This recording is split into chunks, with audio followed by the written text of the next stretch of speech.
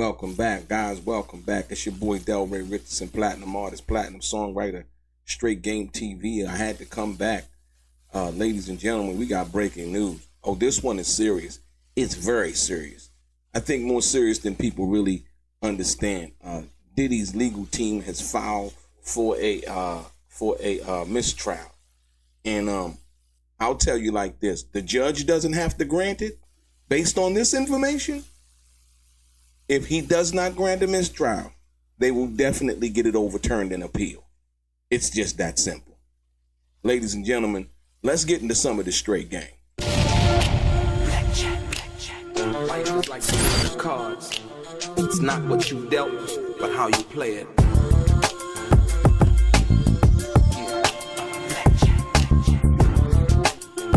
Play each situation correctly. I remember they used to laugh at a brother.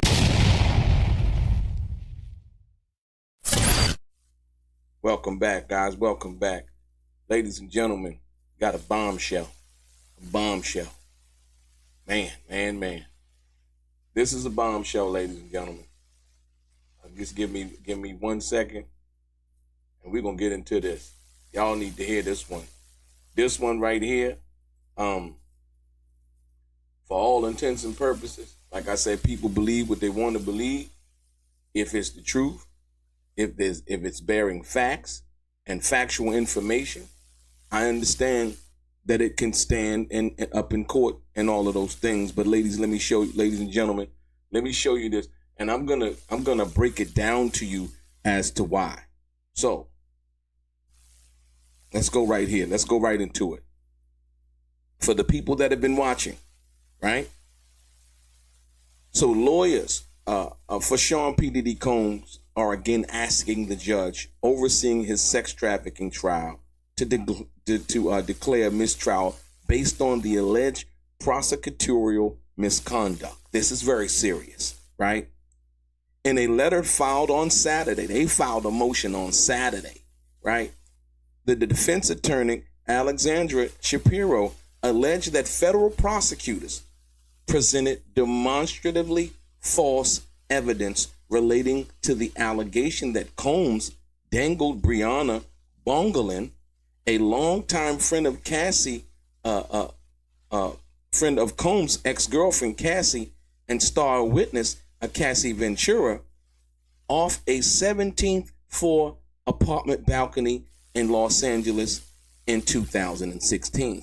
Combs' lawyers are accusing Bongolan of perjury. Ladies and gentlemen, she perjured herself.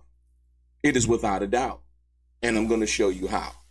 While Bongolan testified that she was able to document her injuries from the attack on September 26, the defense attorneys showed the jury hotel receipts to prove that Combs was in New York between September 24th and September 29th,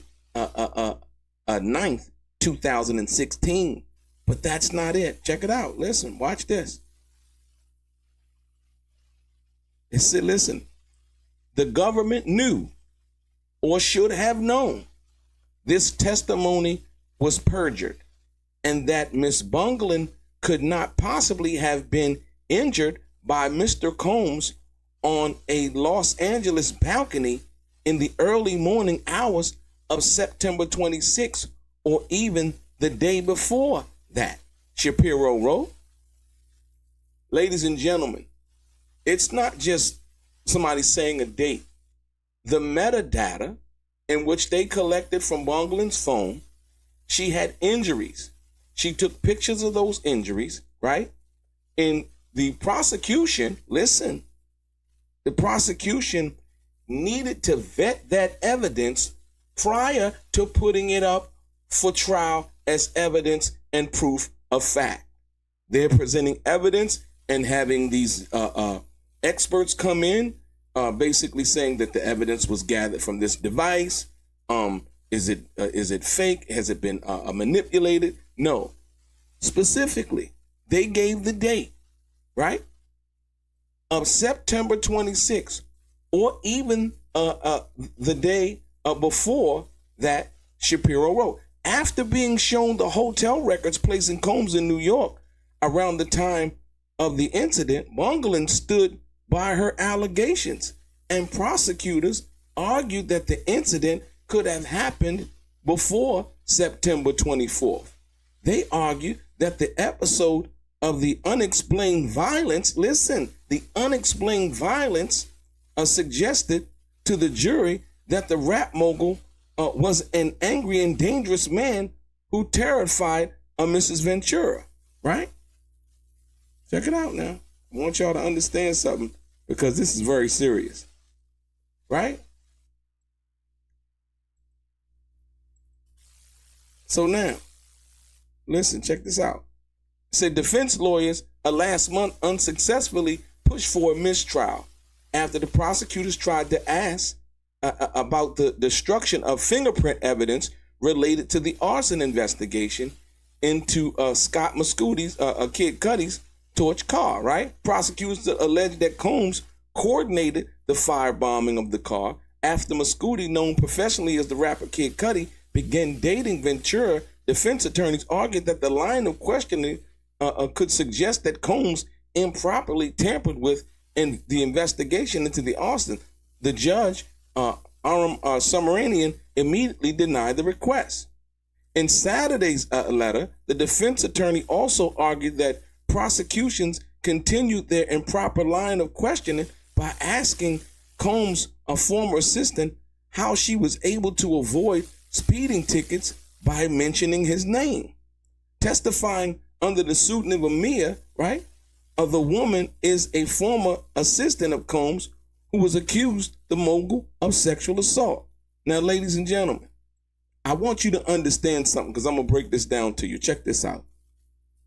See, it's one thing. It's one thing to say, to allege something. And that's why you always hear the objections. We always see these sidebars and all of that, right? Now, let me tell you why this is so important. This is so important, and this is the reason why. Here's the breakdown, right? Diddy's defense team filed second mistrial. What happened? Attorneys for Diddy's, Sean P. Diddy Combs, formally asked Judge Aaron Sumeranian for a second mistrial in his federal sex trafficking and racketeering trial, citing prosecutorial misconduct over alleged false evidence. These are the key claims, and I need you to understand something, right? Because Cassie testified, I believe, that she saw it, like she was there. She testified in somewhere and around there that she saw it and she was there, and when it happened, right? She was there when it happened. Remember, Bongolan talked about the knife fight, all of these other things that allegedly happened on that day in involving that situation. She was telling this stuff over the direct when the prosecutions were asking her questions. Listen. So the defense key claims Bongolan's testimony. Prosecutors presented testimony from Brianna Bongolan about Combs allegedly dangling her from a balcony in 2016. The defense argues her testimony conflicts with text records showing Cassie Ventura only learned about the incident later, making it demonstrably false. You get it? Cassie testified to this too. Right? Bongolan testified to it. But when Bongolan was on the cross-examination, it's not that just they, caught her out there and she kept saying, well, when she was on the cross-examination, they asked about the knife fight. She was like, well, she said, so where did he get the knife from? She was like, I don't know. So when did he do this? She was like, I don't know.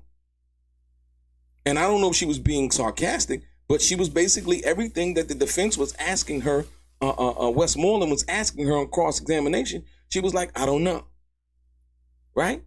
You said, well, what was your ex-girlfriend? She was like, she was like, I don't know. But during direct, she was basically testifying to all of these things.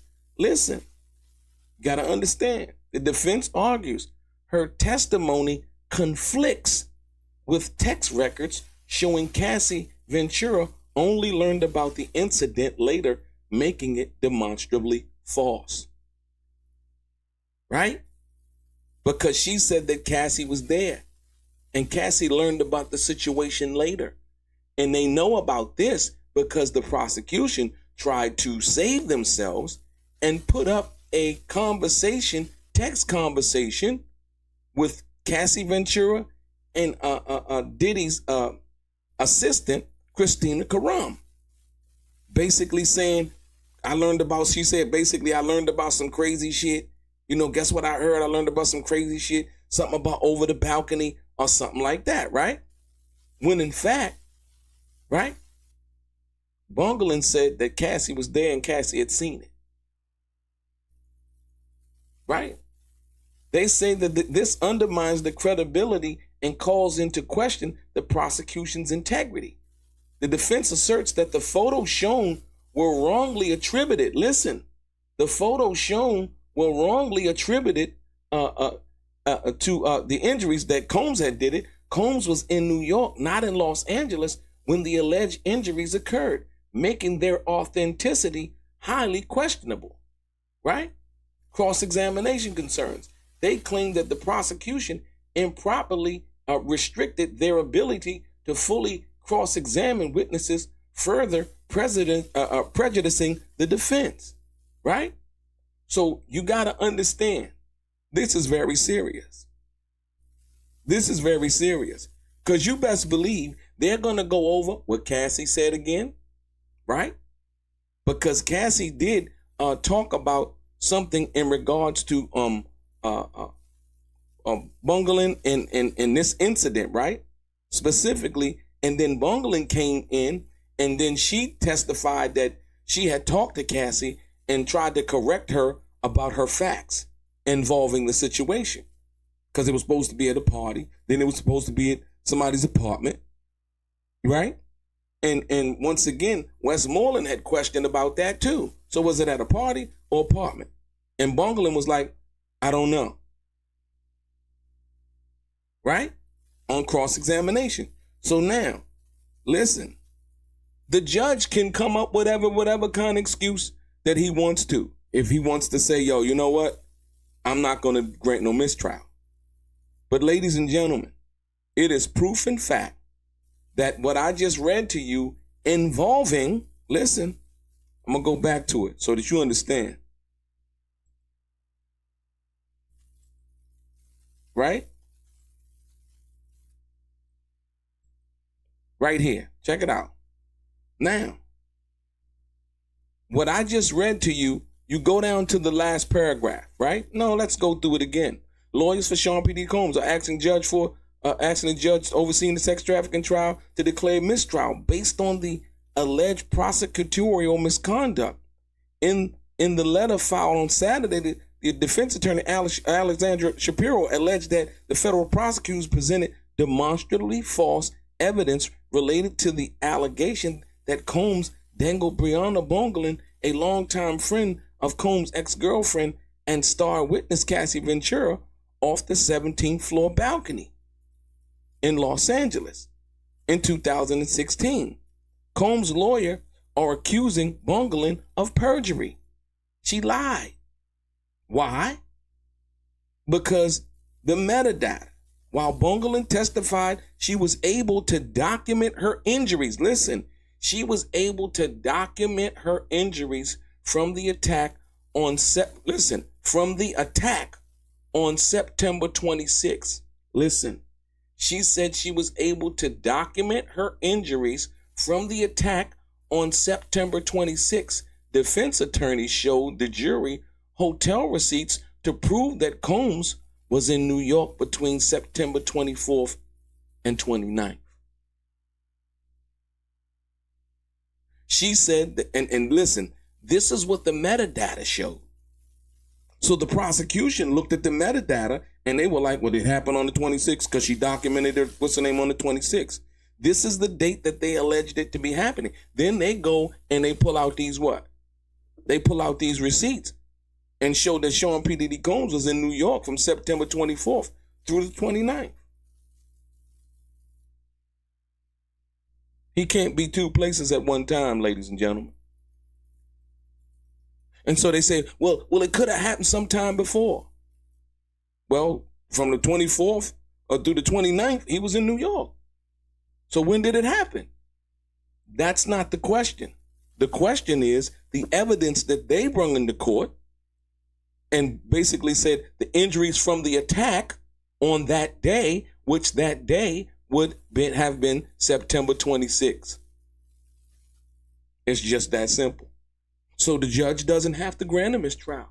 He could say, well, we're going to go and believe that it happened. Oh, man, you don't want to do that. Because this gets dismissed on perjury. Listen to me, man. They got precedent case law in the Second Circuit, the SDNY, that basically covers this type of stuff. Bottom line, this is prosecutorial misconduct at its highest level. And what they were hoping, based on what I'm seeing right here, 26 versus the 24th to the 29th, based on what I'm seeing right here, you can't get around that.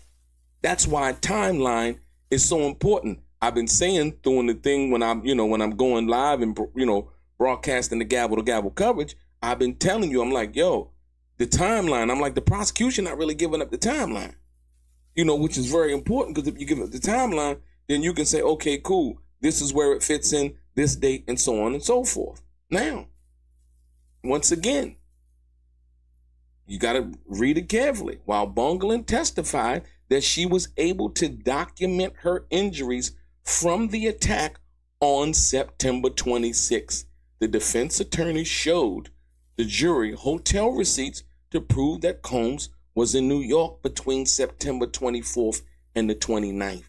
He couldn't have been two places at one time, according to the metadata that the prosecution presented as evidence. You can't say now, oh, well, maybe it could have happened before that. It could have happened way before that, right? Well, Cassie testified to it too. Something about happening with Bongolan, right? But Cassie testified, and when they showed it, it was a text between Christina Karam, right?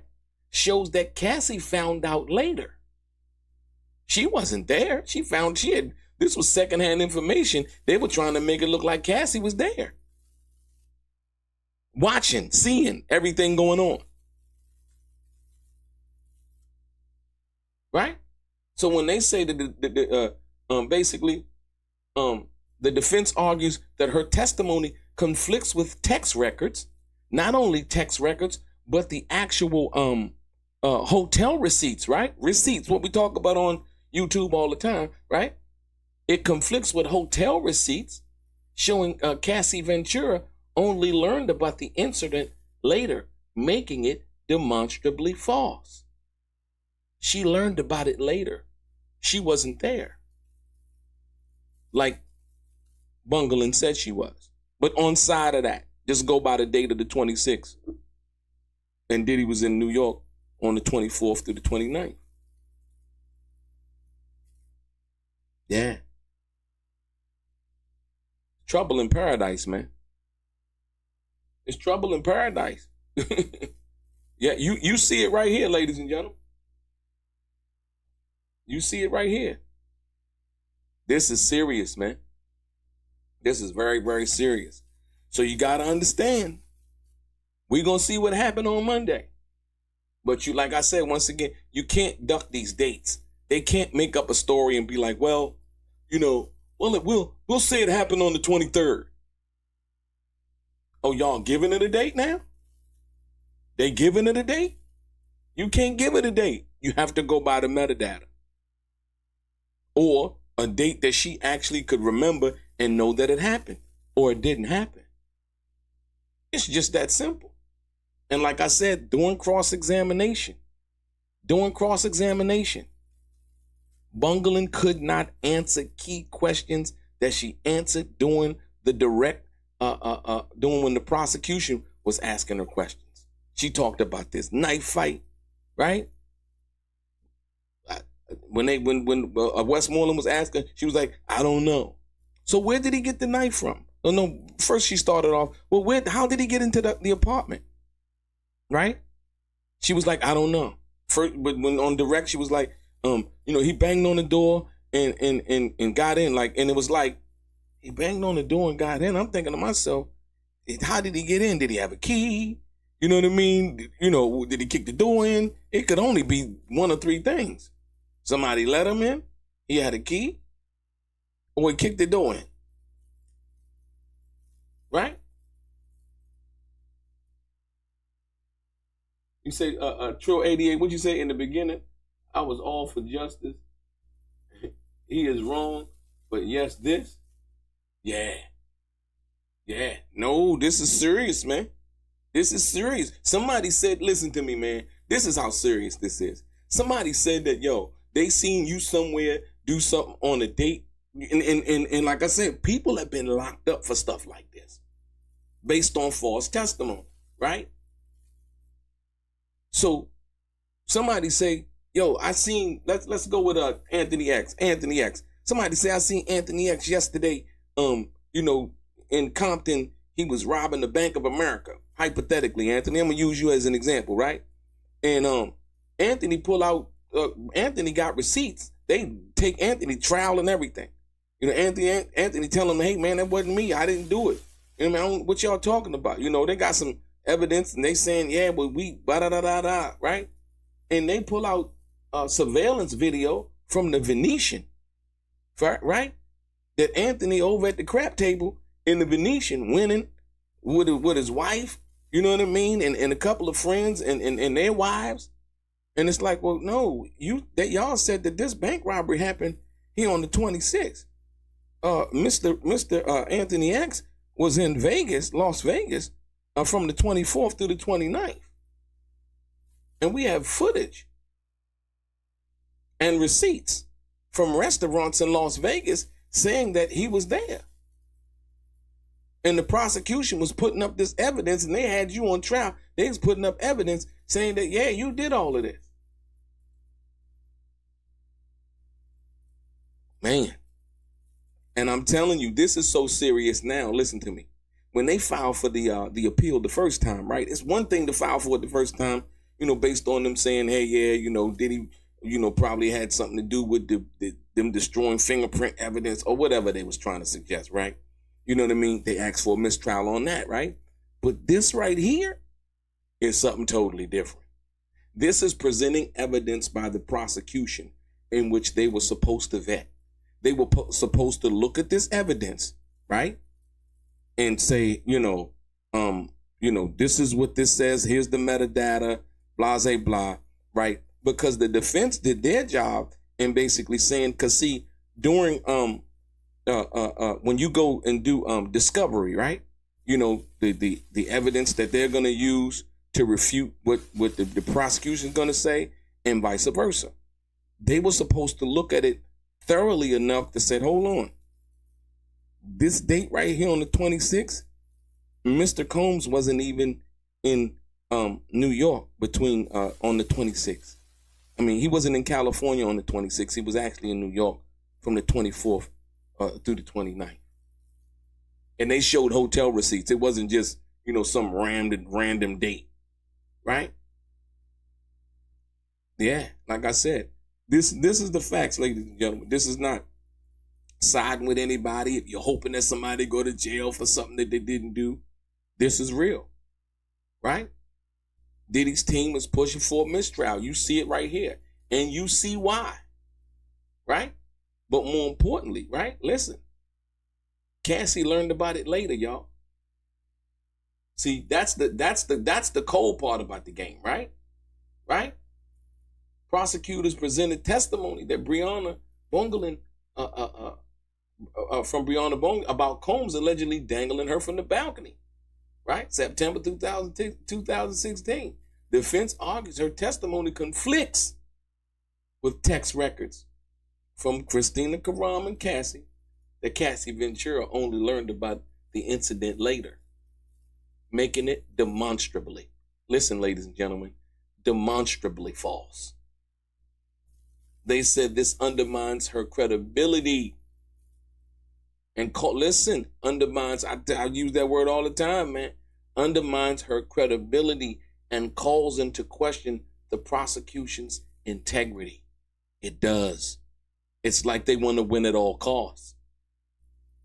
And we see they keep going over the same thing. How much baby oil did you use? You know what I mean? And all of this other craziness, man, that really doesn't have anything with the predicate felons and things that they need to show in the RICO situation. Like I said, once again, if you got people on the stand lying under oath, right? And listen, and that was the first thing that Westmoreland had asked Breonna. She said because Breonna got immunity. Remember, listen, another thing, Breonna got immunity. I said it earlier in the live earlier. Who's the only person that can grant you immunity and then if you lie, charge you with it? The prosecution. So you're charging. I'm like, I told y'all earlier, I'm like, the deck is actually stacked. How can you win that? They said, we're going to give you immunity. You can go in there, you can lie till the cows come home. You ain't nothing going to happen to you because you testifying for the people that can actually charge you for something. This is crazy. And so I told you guys about Jane, who is it said Daphne Joy, right? This ain't done, because listen, I'm telling you, on cross-examination, if Daphne Joy get up there and she says something or act like she slips up and she says something and it look like she lying or basically telling a different story that she told to the prosecution, they're going to do it again. They're going to do it again. They're going if the judge feel like, well, you know what? I'm going to let that stand. I don't think, no, you can't let that stand. See, the judge is there to judge the case. He can't be like, kind of turn a blind eye to misconduct. You know what I mean? Because that's not the judge's fault. The judge is there to make sure everything is above water, right? And you got to look at that, because if he doesn't look at it from that perspective, it will automatically, I can almost tell you, it will automatically be overturned. That case will get thrown out based on the technicality from prosecutorial misconduct. It happens all the time. It happens all the time. They will appeal it and it will get thrown out. And we see now that they're pinpointing and they're putting their attention exactly on this issue right here. This is dates and times. This is not, oh, what are they doing? Like the first one is like, oh, they said something. No, it's not saying something. It's presenting something to the court where that's like you got a document that's false. That's a doctored document, right? It's a doctored piece of paper that you present to the court. And it's like, okay. And then the court find out that you doctored it, right? Oh yeah, you in trouble. Oh, you in trouble. You know what I'm saying? So when you understand that, same thing here. They should have known that the metadata, and they should have done their homework. And it's kind of like they didn't care. Because then they came back and they tried to come back with the statement from the conversation with Cassie and Christina Karam. Right? So they tried to come back, and like I said, I covered that in one of my lives, not the Friday, but I think it was Thursday. They covered that, and they tried to come back and cover their ass, and it was like, well, no, it could have happened before that date. You know what I mean? Like, no, that's not how this works. So you saying somebody said somebody did something, but you can't. You offer the date that's on the metadata that you got and that you did the investigation on. You submit this as evidence, as documentation evidence, right? Those pictures, those were numbered documents entered as exhibits in evidence. All of that is discovery, right? And so now, what did the defense do? The defense had to do what? The same thing. So when Westmoreland asked him, I need you to look at this. Is this a hotel receipt from Blase Blah? And then the funny part about this is that the information that may perhaps don't know, that may perhaps get Diddy a mistrial is from a hotel receipt, because they keep talking about these hotel free calls. Now, wouldn't that be ironic? Is that the information that would grant him a mistrial was a hotel receipt, of a receipt for like 200, I think it was, they showed a receipt for like $243 for room service, right? As well as other things that they showed, but that was, and so and when they asked Brianna, they said, is it impossible? Listen, check it out. They said, it's impossible to be two places at one time. She said it all depends. I remember that part specifically. Westmoreland asked her, after showing her the receipt showing that Diddy wasn't in town on the date that she said that it happened on the 26th. She said that is it possible for a person to be two places at one time? And the young lady Brianna said, what she say? I don't know. It's some crazy answer. I just said it. I can't remember, but some crazy answer.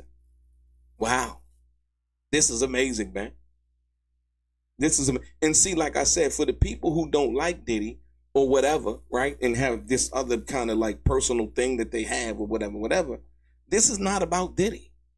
This is about justice. This is about presenting your case. This is about being honest, telling the truth. You got to understand, the prosecution has the burden of the proof, not the defense. The prosecution has the burden of the proof. And you can't bring somebody into the courtroom and say that they got this evidence. And I if you ask me, the lady, Brianna, she was one of the poorest witnesses out of them all. Right? And so, like I said, once again, it's not looking good, man. And to know that Cassie wasn't there, and she found out after the fact, which actually really, truly, honestly proves, other than those dates being not possible, that the incident, making it up, is demonstrably false. It's false from what she testified to. Point blank period. Point blank period. So, ladies and gentlemen, yeah, we're gonna see what happens, man. On Monday. We're gonna see what happens on Monday, man. It's very interesting. Like I said, once again, once I got this news, I was like, man, I gotta go do a live about this, because this is serious, man.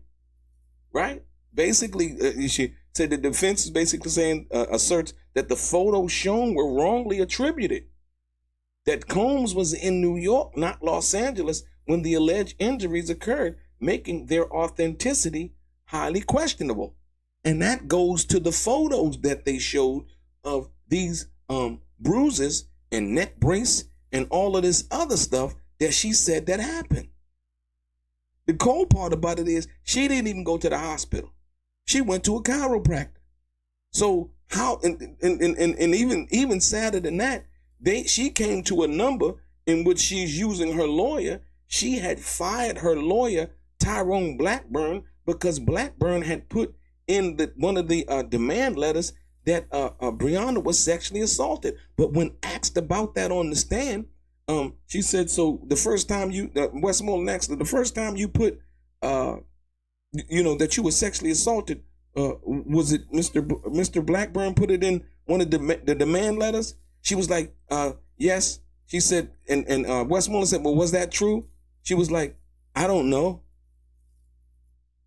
Ladies and gentlemen, Tyrone Blackburn, allegedly, from what Brianna said, put in a demand letter to Sean P. Diddy Combs that Brianna was sexually assaulted.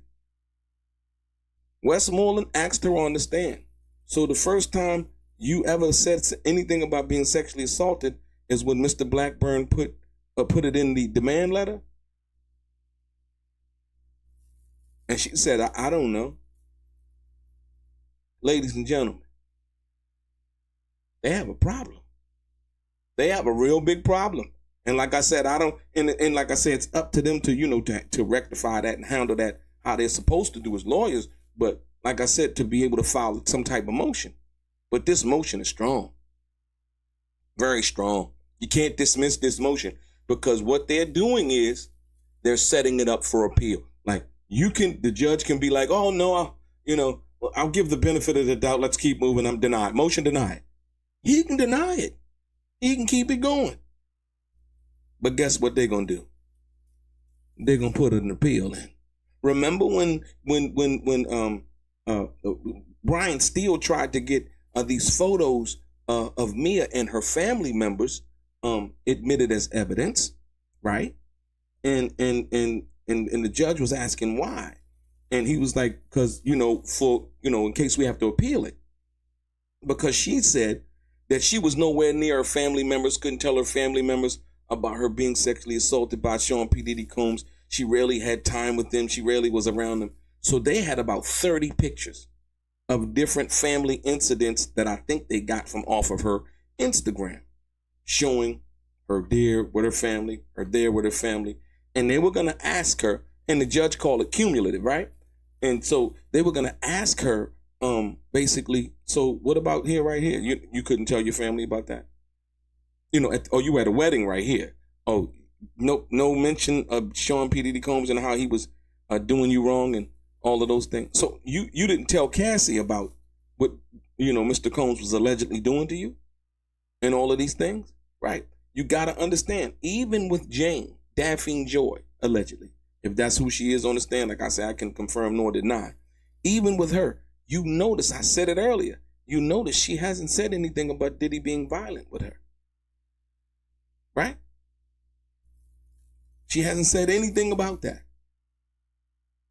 So now you have people now coming up. Once they seen the tape, people jumped on the bandwagon. Ladies and gentlemen, pay attention. Real clear. Listen. So Jay-Z, remember the Jay-Z and Diddy thing that came up from the lawyer in Texas? Right? It got dropped, didn't it? Didn't it get dropped? Tony Busby is his name. It did not get dropped. That got dropped, didn't it? Like water on a rock. Never knew it was there now, right? Right. Do you know how serious that is? For the average person to be able, listen, you talking about Jay-Z and Puff. They got money to hire the best lawyers. Most people don't have that kind of money. They dealing with public defenders, if anything. That case disappeared. Remember, it was all in the media. They grabbed it. It's like, Jay-Z, the little girl, I knew they was into it. And it was Celebrity B, which was Jennifer Lopez. Because they looked at the picture. Right? Came up with a story. Came up with a story about what house it was in. The girl talking about, she drove 5 hours from upstate New York down there, and it was this limo driver, and the limo driver told the girl, ooh, you just the type of girl that Puffy like. Huh? None of that happened. It was all made up. And the cold part about it is, and I got to give Gene Deal his credit on this one, Gene Deal was around then, right? Gene Deal said, we didn't take limos. So that's one reason that he knew that it was false, because they didn't take limos. They were driving in SUVs at that particular time.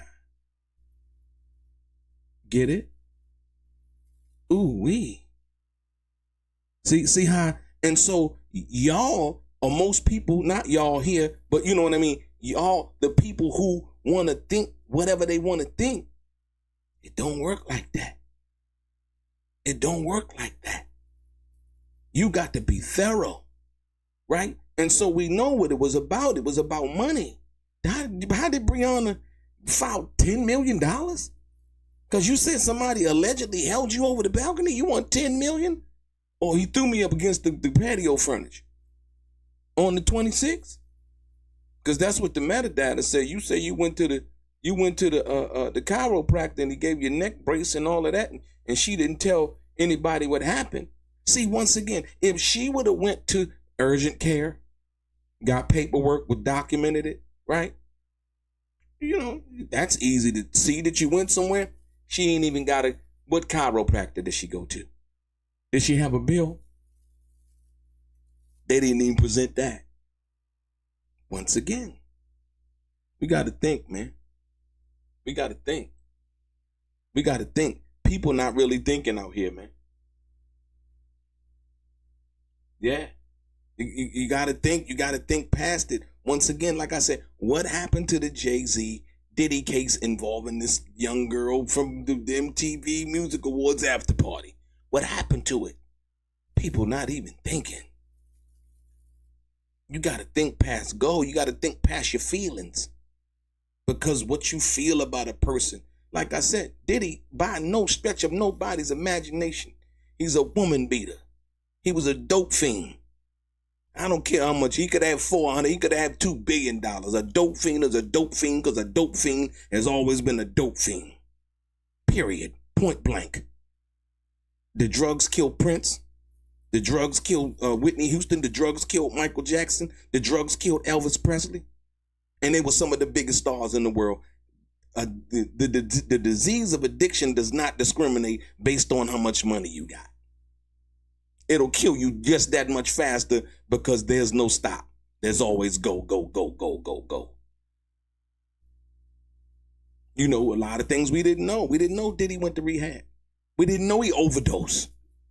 You know what I mean? So when people start looking at people from a certain perspective based on how much money they got, and they hating because he like, you know, he got money, you know, he got these girls, he got this, that, and the other, and wishing they was in somebody's shoes? No, you don't. No, you don't. You don't. You don't wish that. Because you can't just take on the money. You have to take on all the responsibility of what it is. Every last bit of it. The scrutiny, the criticism, the lies, the bullshit, the lawsuits. Tupac used to talk about it. Right? Taxes got me crossed. Other people trying to sue me. Media in my business and they acting like they know me. Right? Huh? The taxes got me crossed. Other people trying to sue me. The media in my business and they acting like they know me. Is this not the same thing? Is this not the same thing? Right? But we've never known Diddy to have tax problems. But that's that same thing. We've known other entertainers. Fat Joe he went to prison for taxes, right? Jermaine Dupri, tax problems, right? And that's to nobody's fault but their own at the end of the day. So I say that to say this. When somebody makes an allegation or some kind of something that they allegedly did, people are losing a lot of money based on people just saying that they did something that may not even be true. Jay-Z had to go get a lawyer and fight false and defamatory allegations that never even fucking happened, man. That never even fucking happened. Now you gotta ask yourself, could you do that under the same circumstances? Somebody saying, yeah, he did X, Y, and Z. What? Nah, even though they said it, you still gotta defend it. And then after that, if you have enough gumption, right, now you gotta go back and then file a lawsuit against them for defamation, for whatever, you know. Really? Dealing with some wicked people, man. Real talk. Real talk, man. We dealing with some wicked people, man, that can do that.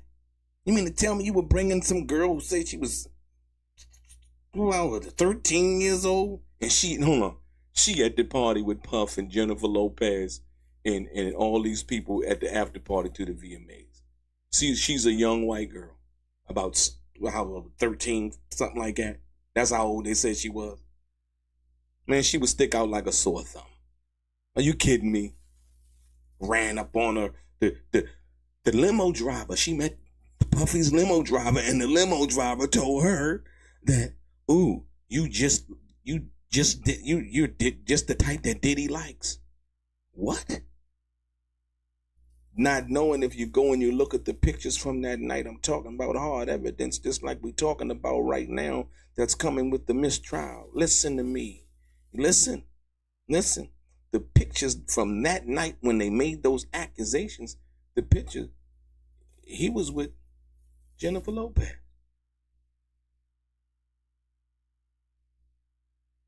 So you mean to tell me Jennifer Lopez with him and he with a 13-year-old?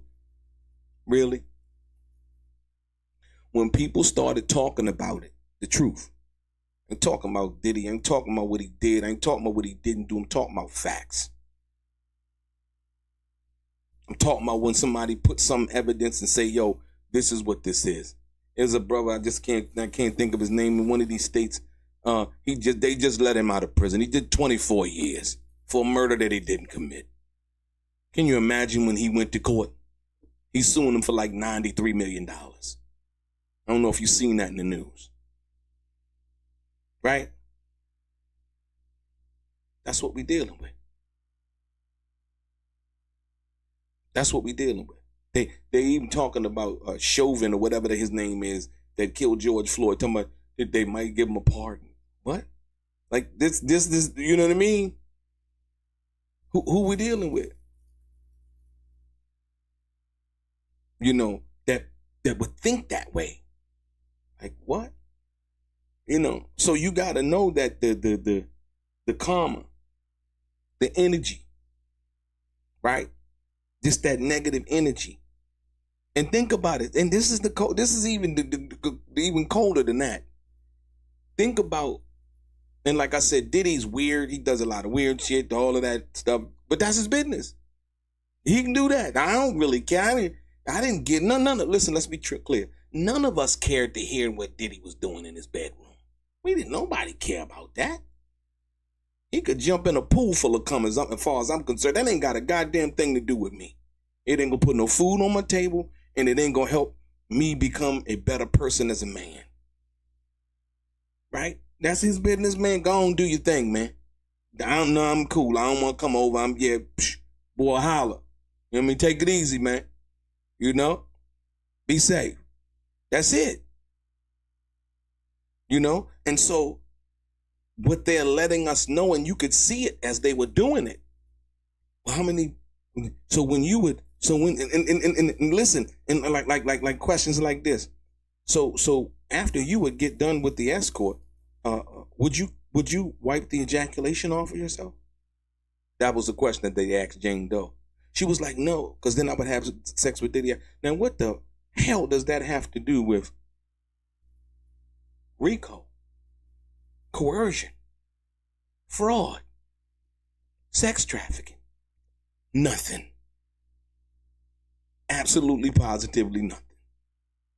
It's made to embarrass. It's made to expose. It's made to shame. Right?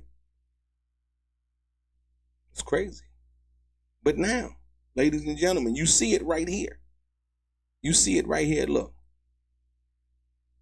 Lawyers for Sean P. Diddy Combs again asking the judge overseeing his sex trafficking trial to declare a mistrial based on the alleged prosecutorial misconduct. In a letter filed was that today, the defense attorney Alexandra Shapiro alleged that the federal prosecutors presented demonstrably false evidence related to the allegation that Combs dangled Brianna Bongolan, a longtime friend of Combs' ex-girlfriend and star witness Cassie Ventura, off the 17th floor apartment balcony, right, in Los Angeles. When? In 2016. Combs' lawyers are accusing Bongolan of perjury, while Bongolan testified that she was able to document her injuries from the attack. On what day did the attack happen? This is what she testified to. From the attack on September 26. Defense attorneys showed the jury hotel receipts. Ladies and gentlemen, hotel receipts. They don't really lie. They could, but I don't think they lied in this case, right? To prove that Combs was in New York between September 24th and 29th, 2016. You can't be two places at one time. It's like Johnny Cochran said, if it does not fit, you must acquit. Right? Wrong move when they asked him to try that glove on. Wrong move, ladies and gentlemen. Wrong move when they asked her to even be a witness. Wrong move when they wanted to show those photos with the metadata, with the date that she alleged that the incident happened on September 26th of 2016. I didn't make this up. This is headline news, ladies and gentlemen.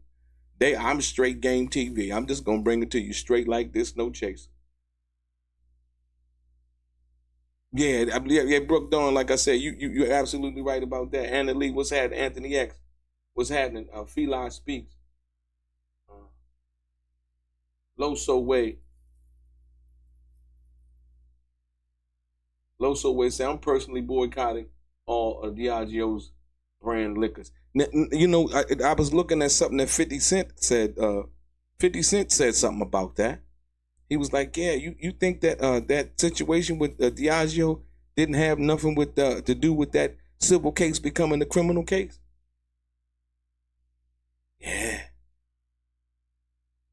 Yeah, people got long reach, man.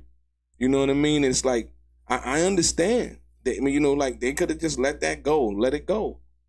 You know, people do what they want to do. They do what they want to do. So we're going to see on Monday what happens. We're going to see what the judge says. Like I said, even if he lets the trial go, you know, it's definitely winnable on appeal now.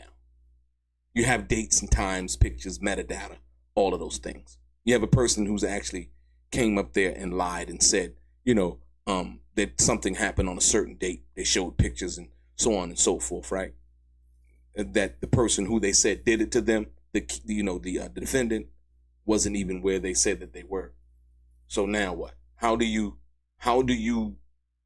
get around that? We say, well, we won't use her strike all of her testimony, strike that witness's testimony from the case. Oh, absolutely not. You know what I mean? Say we could strike all of her testimony from the case. The judge could say that, right? And the defense says absolutely not. Your life is not on the line. Our client is. You know, so then you would start to see the questioning of what's really going on from that perspective. So like I said, we're going to see, ladies and gentlemen. We shall see. We shall see. We shall see. We shall see. But like I said, more importantly, hold on, there was another part that I forgot to get at y'all with. Let me see.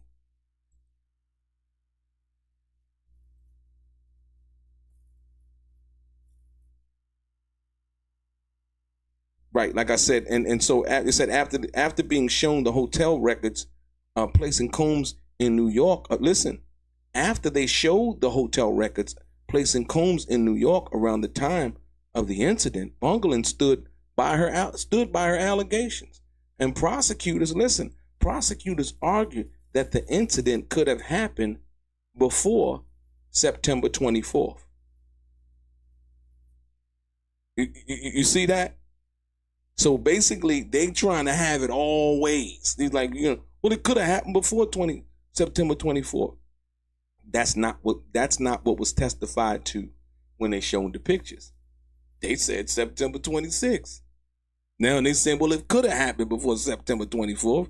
They argued that the episode of unexplained violence suggested to the jury that the rap mogul was an angry and dangerous man who terrified Mrs. Ventura and her friends. Right? Basically, that's what, they were suggesting, right? Right? So as we sit back and we look at what's going on, no, that's not the one.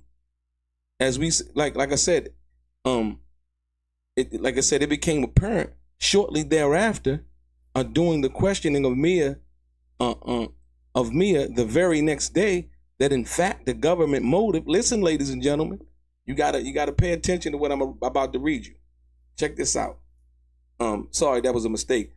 Listen, it became apparent Shortly thereafter, during the questioning of Mia, listen, it became apparently shortly thereafter, during the question of Mia, the very next day, that in fact the government motive all along must have been to suggest that Mr. Combs had corrupt and influence over the LA authorities when it tried to create the impression that he was responsible for the destruction of fingerprints, the defense lawyers argued. That was the first time they tried for a mistrial. Right? We know Puffy's being charged with what? Racketeering, conspiracy, sex trafficking, and prostitution. His trial scheduled like to open the 5th week of testimony on Monday. So the 5th week, we going into 5 weeks now. Combs has pleaded not guilty on all accounts. If convicted, faced the possibility of life in prison. Prosecutors have not yet responded to Saturday's request for a mistrial. They are expected to file a response ahead of the court on Monday. Ladies and gentlemen, so this is going to get interesting. Yeah, this is going to get interesting. So like I say, stay tuned till Monday, ladies and gentlemen. Like I said, more importantly, I appreciate all of you for coming in this late. But yo, this is serious right here. We see dates, times. We know what time it is now. And it just got serious, ladies and gentlemen. It got real serious. Like I said, for the people who might have just came in the room, know that this is what it is. Know that these are the facts. And like I said, I knew when Westmoreland cross-examined the girl Brianna Bongolan that she was lying. You know, I knew that point blank period. I was like, oh wow, I don't know. And during direct examination, she knew everything. When cross-examination came, and it was like she was coached for the direct to say all of the things that she said. But then when it came time for the cross-examination, I don't think she was ready for the level of questioning that Westmoreland had for her. So like I said, ladies and gentlemen, I appreciate each and every one of you tonight for tuning in. And your boy DELRAY, I see y'all on Monday. A straight gang. Life is like some cards. It's not what you dealt, but how you play it.